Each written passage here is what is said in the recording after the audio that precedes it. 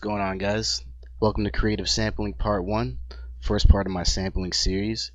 And yeah, without further ado, let's get into it. Alright, so basically for this tutorial, what I wanted to break down was my beat decisions, because I get a lot of questions about how I chop the samples and everything like that. So basically this is the beat starts out. It's the same sample from Keep It G from A$AP Rocky. A lot of you may know it off his first mixtape. So what I did for the original sample for the main loop that's going on here, I'm gonna assume that some of you know how to actually sample in SliceX, but if you don't, I'm gonna go over it really quick. So there's something called SliceX in FL Studio, right? So you go to Insert, hit SliceX. It's gonna open like this, and I already have one in here, but I'm just gonna empty it real quick so I can show you. This is what SliceX is going to look like when you open it up, right? Just very blank. And what you're going to do, you're going to go into your left pane, find the sample you want to chop. For me, it's Motherload Softshell. Load that in. And the first thing you're going to want to do is take off auto dump. Auto dump is evil. You don't want that in there. It's just going to create a bunch of random chops.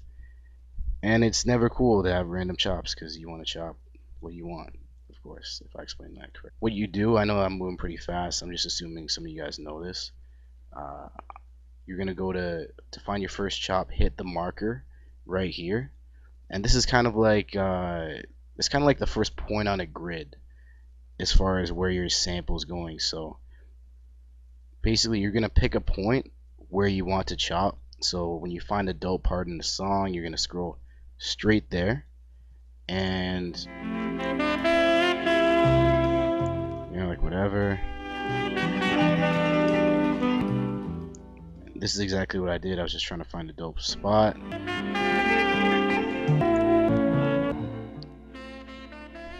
And that's the golden spot right there. So once you find it, you're gonna want to put the marker right on the downbeat, right on the spot you want to chop.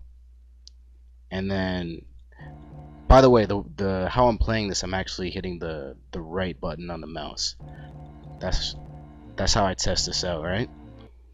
So I got one at the beginning of where I want to sample, and I want to put another marker at the end of where I want to sample, which is, I believe, right around here, if I can remember correctly.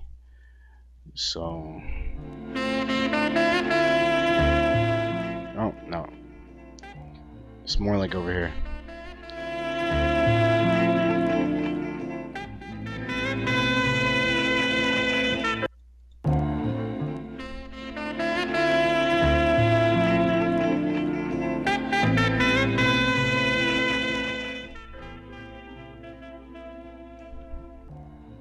Now we have a nice loop going, right?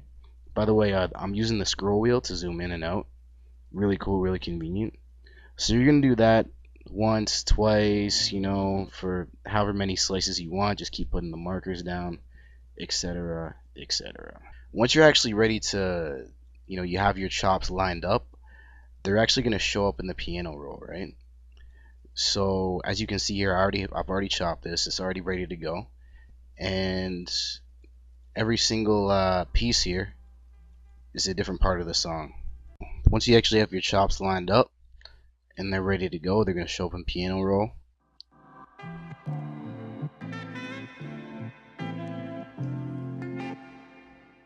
At this point, what I did with the samples, I like to add effects before I start laying down the pieces. So for this one, use EQ, always EQ first. So you do something like an EQ sweep, and I'll show you how to do that real quick.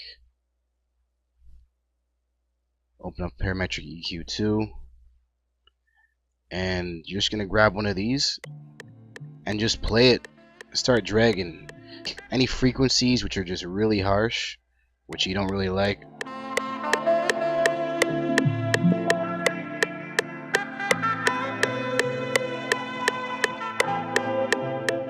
Like for example, I don't really like that, right? So I might just kind of drop it down. I might drop that down, etc., etc., right?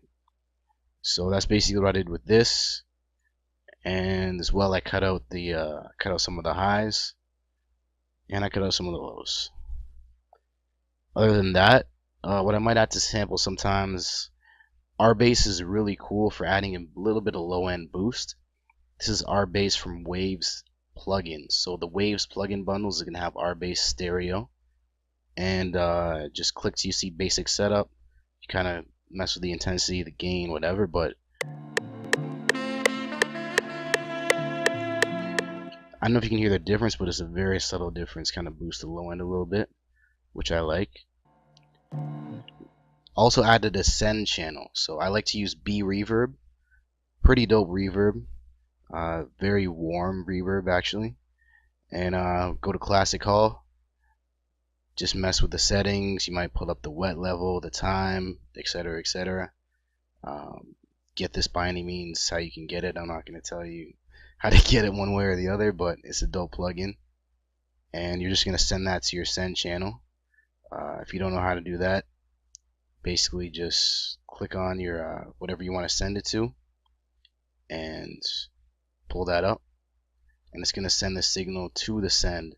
So anything that's coming through there is going to be affected by this channel right here, by my reverb. So my kick, I don't want it to be affected by reverb, so I'm going to pull that back down. Pull that up. A lot of really nice warmth right there. Other than that, just lay it out in your piano roll. Make sure it's matched with the beat. So you got the metronome on, you know, you might have to mess with the tempo, right? Especially when you first pull in a sample, just to make sure it's on time. And yeah, you're good to go. What I like to do from here, and this is where the creative part comes in, right? I like to stack two samples on top of each other. So I actually found this really dope Gladys Knight, I believe, acapella. I like to grab acapellas just, you know, offline or whatever it is, and just chop it the same way I showed you on the Motherload sample. Just find dope parts.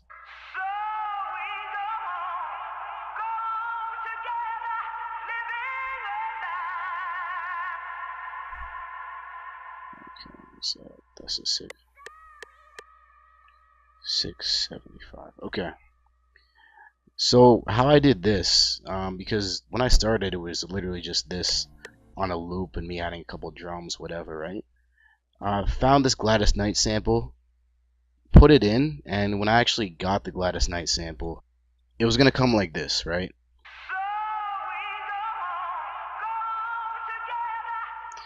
At the time, what I did, added some effects. So what I like to use on vocal samples is Camel Crusher, first of all, right? Get Camel Crusher if you don't have it, really dope plugin. And you're gonna go to British Clean. A little bit of distortion to add some crunch, add some grit to the sound, and overall it just makes a huge difference. That's the original. That's with Camel Crusher. And again, I sent it to that reverb channel, right?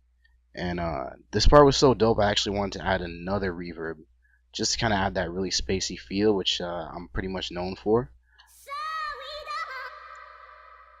You know, really large hall reverb.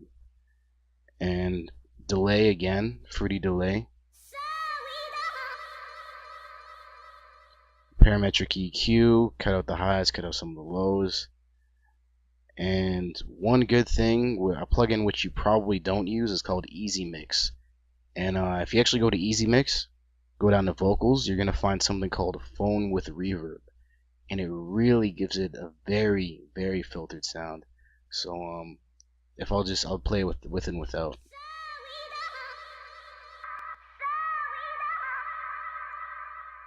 So if you're looking to put something like way in the background, very filtered, very dope effect, right? Now there's one thing I forgot, pretty key, which is once you have your chops and you're trying to match the sample to what you're doing, this is actually one of the first things you should do before you even do any of what I just showed you. You're going to take your first chop,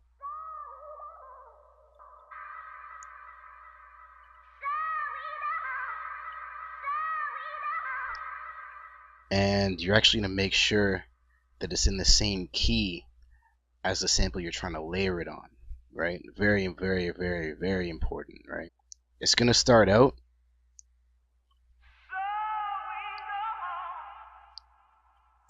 pretty low, right? That's actually the original pitch of the song, of the Gladys Knight song.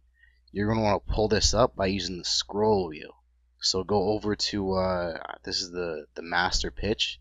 Use the scroll wheel, scroll up, and you're gonna see it in the corner right here. How much it's actually going up. So 0, 75.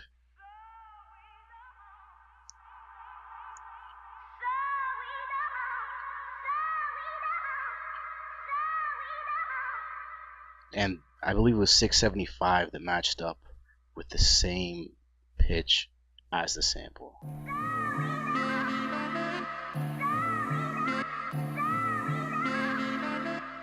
Or as it was actually 700, yeah.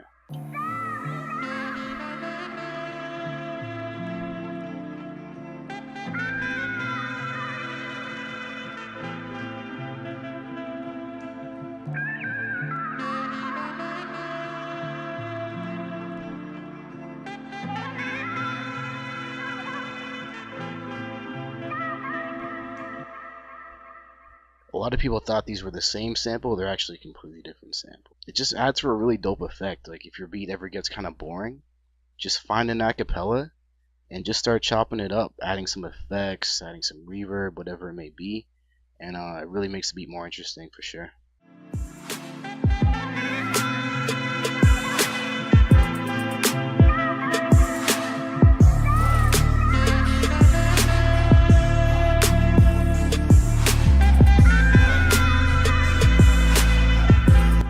So that's pretty much it. That's part 1. And add me on Snapchat too. I actually just got Snapchat. Hit on the beat right there. So you can add me. You got any questions, hit me up.